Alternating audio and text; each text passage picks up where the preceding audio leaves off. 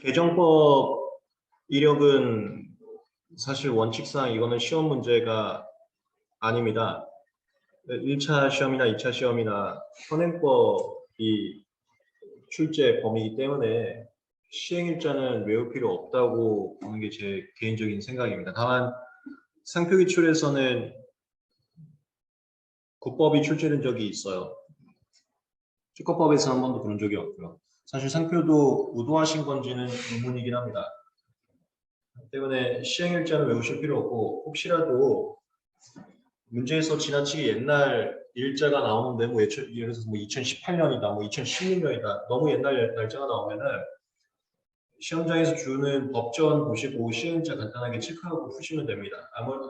거의 국법 적용하는 문제는 안 나올 겁니다. 그 다음에 목적은 이거 1차나 2차나 어디 쓸 내용이 없어요. 그리고 여기에 특허와 노하우는 11년 전쯤에 시험지 출제됐습니다. 그리고 나서는 1차나 2차나 그 어디에서도 출제되고 있지 않아요. 특허와 노하우 대비는 가장 큰 틀에서 공개와 비공개, 그 다음에 보호 조치에 있어서 막강함과 덜 막강함, 그게 핵심 취지입니다. 참고해서 그냥 읽고 넘어가시면 됩니다. 오늘 2차 기본 강의에서 절차 총칙 부분 감 잡아드렸어요. 2차 기본 강의는 1차 공부한 지 좀 시간이 됐기 때문에 법에 대해서 까먹으십니다. 까먹은 법 리마인드 해드리는 게 2차 기본 강의의 목적 중 하나입니다. 절차 총칙이 거의 다 법 내용이잖아요. 오늘 이거 같이 리마인드 했었습니다. 3조, 4조, 5조는 본인의 능력, 미성년자 등은 혼자 절차 밟을 수 없고 법정 대리인 필요, 비법인은 대표자 관리인 필요하고 제외자는 특허 관리인 필요합니다. 법정 대리인 없이 혼자 하면은 46조, 16조, 그 다음에 제외자가 특허 관리인 없이 혼자 하면은 시행규칙 11조. 제외자의 특허 관리인 특례는 진입할 때까지는 특허 관리인 없이 제외자 단독으로 할 수 있는데 기준일 이후부터는 특허 관리인 선임해야 됩니다. 기준일부터 2개월까지 특허 관리인 미선임 시 출원 취하 간주될 수 있습니다. 책에서 의 취지는 다 잡아놓으셔야 돼요. 사실 절차 총칙은 2차 시험에서 거의 출제되고 있지는 않습니다만 혹시 나올 수 있으니까 의 취지는 모든 쟁점 잡고 외워두시면 좋습니다. 그걸 아이락이라고 계속 제가 아이락 얘기했었죠. 이슈, 문제, 요지, 그 다음에 의, 그리고 판단 기준, 룰, 그다음 구체적 판단, 그거 A 뭐예요? 결론, 콘클루전 맞나요? 아이락의 순서에 따라서 의를 써주셔야 되기 때문에 의는 일단 잡아두세요.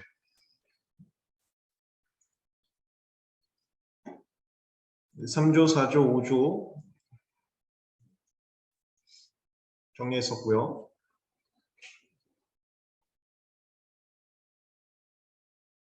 그 다음에 이 판례는 그 뒤에서 나오는 건데 공익송달 관련 쟁점에서 나왔던 내용입니다. 제외자가 특권인 없이 혼자서 서류를 제출했다 하더라도 특허청에서 반려하지 않고 넘어갔으면 나중에 하자를 주장할 수 없다. 그런 내용이었는데요. 1차나 2차나 시험 문제 나온 적은 없습니다. 참고서면서 보시면 됩니다.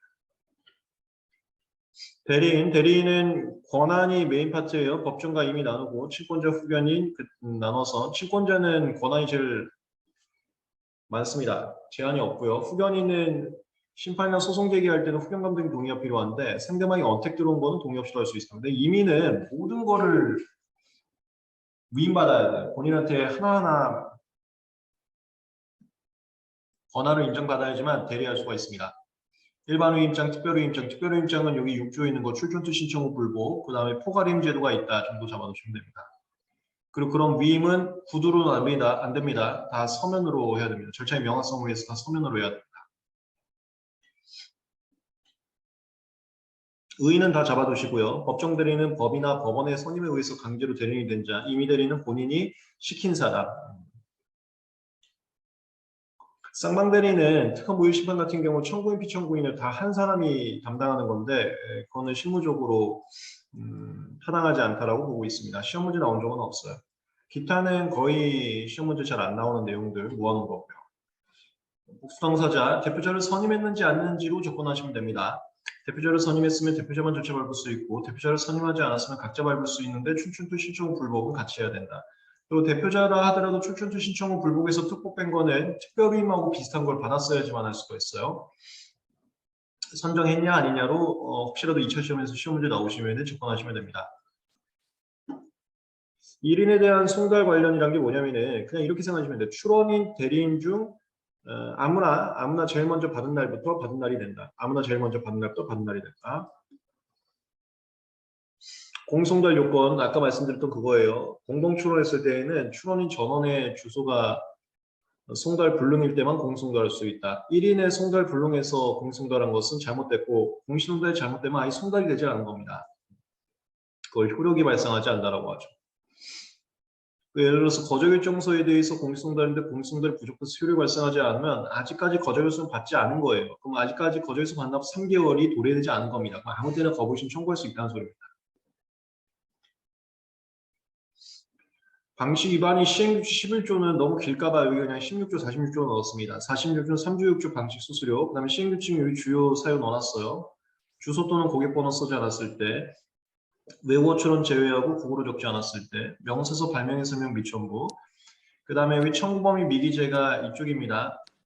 분할 변경 분리 정단 나눠서 이거 그저께도 했었죠. 개정법 정리할 때도 외국어 임시 심사청구 조약우주 증명서로 30일 30일 30일 3개월 분할 변경은 30일 30일 30일 3개월이 다 있고 정당 권리자는 여기 플러스 30일 주지 않습니다. 그게 4호예요.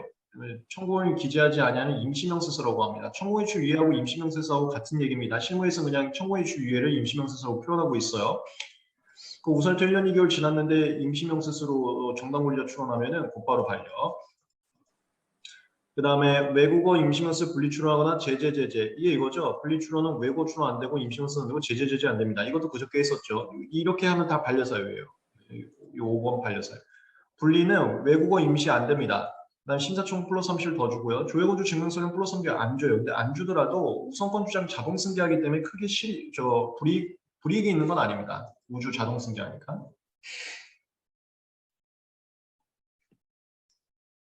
제의자가 특허 관리는 없을 때 반려사유고 기간 오바 반려사유, 권리 없음 반려사유. 권리 없다는 게 비법인이 출원 절차 밟거나 아니면 우리가 절차들 주체기간 서면 중에서 주체 잡았었죠. 그 주체에 해당하지 않는 사람이 절차 밟으면 여기에 해당하는 거예요. 참고로 이건 1차 시험에 나왔었는데 25도 332 이런 부분 332 단서 44조 위반되는 건 반려사유가 아니라 거저결정이다. 출원인이 청구권이 기재되지 않은 거에서 심사청구서 제출한 게 이쪽입니다. 외국어 출원 제한 보금 변심조, 임시명서 제한 심조. 이 심조에서 심이 여기죠. 그 다음에 조가 여기 10이에요. 10번. 청구권이 기재되지 않은 상태에서 조용계 신청. 이 심조. 보금변심조는 여기 12번에 다 있습니다. 47조 보정, 52조 분할, 53조 변경, 59조 심사청구, 64조 조용계 신청. 보금변심조. 보금변심조 심조. 그리고 재임사청구 투기반려사유. 보정 안 하거나 67조의 1항 단서가 재심사에 따른 거절 일정이 있을 때 거부심 먼저 있을 때 분리출원. 분리출원 사실 여기 넣지 말고 여기다 넣으면 돼요. 여기. 외고 안 된다, 임시명세 한다, 재분할, 재변경, 재분리, 재심사 안 된다. 여기 재분할, 재분리, 재변경은 있고 재심사 안 된다는 여기 밑에 있습니다. 그 다음에 13번 중복소유. 이렇게 주요 반려사유였어요. 고정명령 사유 3주 6조 방식 수수료 주요 반려사유 여기 있었습니다. 난 반려 절차하고 모여 절차는 반려이유 통지하고 반려한다. 요거 예고 통지한다, 강행 규정, 절차권 보장을 위해서. 예고 통지한다, 절차권 보장. 단 하나 예외, 보정과 결정만 예고 통지가 없다. 이거 반환은 1차 시험에도 안 나오더라고요. 반환 신청이라는 절차가 있다만 알아두시면 됩니다.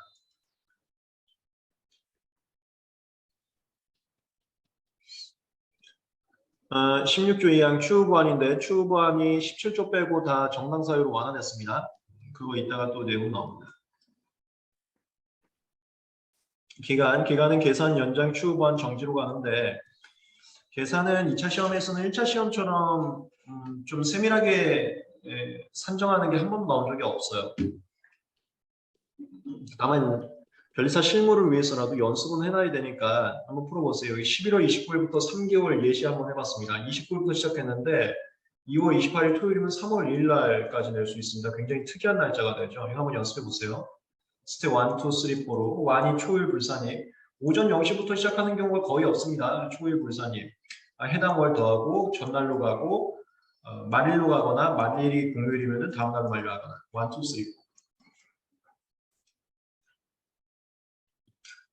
4. 여기 21페이지 2번 한 번도 시험 문제 나온 적이 없어요. 특허법원은 특허에 관한 절차를 보지 않아서 특허법 적용하지 않고 민법 적용합니다. 특허법에서는 근로자의 날도 공휴일로 보는데 민법은 상황에 따라 다루고 있어요. 그 얘기입니다. 시험 문제 나온 적은 없습니다. 연장 단축은 1차 시험에 많이 나오는 거죠. 2차 시험에 나온 적이 없습니다. 이제 1차 시험에서 많이 나오는 거고. 그다음 추후 보완 17조 빼고 다 정당 사유로 완화 있어요. 정당 사유 또는 책임져서 책임소송은 17조에 대한 거고요. 책임질 수 없는 사유라는 것은 민사소송법에서도 봤을 겁니다. 일반적으로 해야 될 주의를 다했음에도 불구하고 할 수 없었던 경우, 이걸 보통의 주의를 다했어도 할 수 없었던 경우 이렇게 표현하는데 굉장히 일반적인 문구니까 알아두시면 되고, 정당 사유는 그저께 있었죠. 지병으로 인한 입원 또는 수술, 자동이체 오류 등을 얘기한다.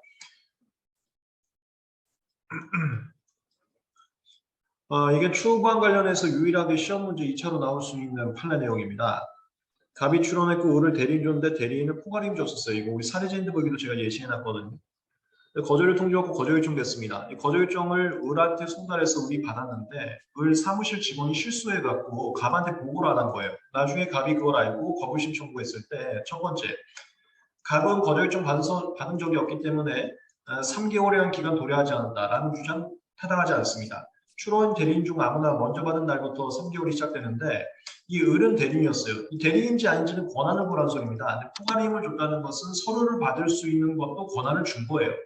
서류를 받을 수 있는 대리인이었기 때문에 을이 받은 것은 송달의 효과가 나옵니다. 출원인 대리인 중 제일 먼저 받는 날도 계산하거든요. 3개월은 카운팅이 되고, 두 번째, 내가 거절 요청 사실을 을이 안 알려주는데 어떻게 일반인이라면 거절 요청 불금 심판을 할 수 있겠냐? 나 추후 보완은 갑에게만 책임질 수 없는 사유가 있어서는 안 되고요. 대리인 있으면 대리인 보조인 가지고 책임질 수 없는 사유가 모두에게 없어야지만 할 수가 있습니다. 그 사안 정리해 놓은 겁니다. 그 다음에 서류 제출, 직접 우편 온라인으로 되는 거. 우편을 낼 때에는 우체국 접수일을 특허청 접수일로 보는데 PC 출원서나 등록 신청서는 예외다. 이거 1차 때부터 굉장히 많이 했었던 거죠.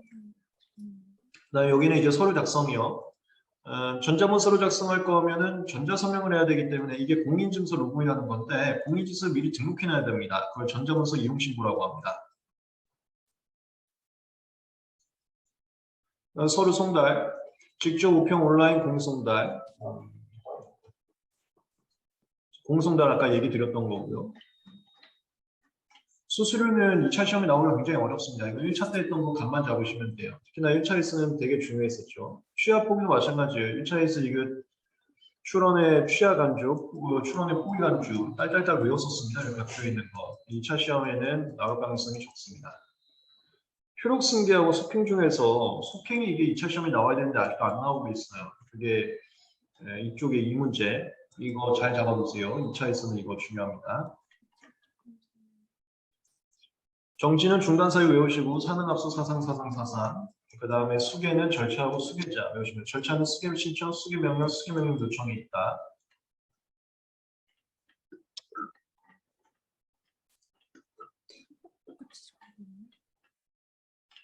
여기까지 절차 총칙이었습니다.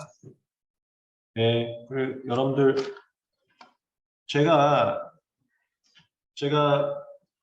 앞에 쓰고 있잖아요. 강단에 쓴다라고 얘기를 하는데 강단에 쓰는 사람은 모범이 되어야만 합니다. 그렇지 그럴 자신이 없으면 강단에 쓰면 안 돼요. 제가 이거 줌 미팅 뭐 안 좋은 계기로 시작을 하긴 했지만 시작을 했다면 저는 결과물을 반드시 볼 겁니다. 그거를 보여드리고 싶은 거거든요. 저번에 한번 얘기했는데 이렇게 하루에 1시간씩이라는 게 처음에는 미약할 수 있지만 나중에는 이게 대단한 결과물을 낳을 수 있다는 걸 여러분들 보여드리고 싶어요. 그래서 여러분들도 이런 식으로 공부를 할 때 처음에 미약할 수 있지만 그게 끝까지 가면은 엄청난 결과물을 낸다는 걸 저를 통해서 확인을 하고 의욕을 받았으면 좋겠습니다. 그래서 추석이건 뭐건 웬만하면은 제가 별일이 없으면은 계속 이어갈 거예요. 그게 정말 여러분들한테 보여드리고 싶어요. 그리고 여러분들도 뭐 저한테 질문 주시는 게 그런 거 되게 많단 말이에요. 뭐 학벌이라느니 나이라느니 그다음에 내가 뭐 직장을 다닌다느니 이런 제한 사항들 그거 다 필요 없습니다. 내가 마음 먹으면 다 할 수 있어요. 그거를 이런 준비팀을 통해서 사소하지만 마음 먹으면은 물론 한 번에 나오진 않아요. 근데 시간 지나면 반드시 된다는 걸 보여드릴 테니까 여러분들도 그렇게 마음 먹고 꼭 합격할 수 있다는 생각으로 조금씩 전진했으면 좋겠습니다. 전진만 하시면 돼요. 후진만 안 하면 됩니다. 추석에도 하여튼 제가 외부에 있는 거 아니면 계속해서 같이 하겠습니다. 많이 들어와 주세요. 그리고 잠깐만 왜 아직도 아무도 그 카톡에서 가자를 안 해줘요? 가자 한번 해주세요. 여기 지금 다들 어느 방에서 하고 있어요? 어느 방에서 왔어요? 오신 방에서 아니 여기 채팅창 말고 그 카톡방에 해주세요. 카톡방에 해주세요. 가자 같이 가자 이렇게 100명 채워주세요. 네, 수고하셨습니다. 오늘 수고하셨습니다.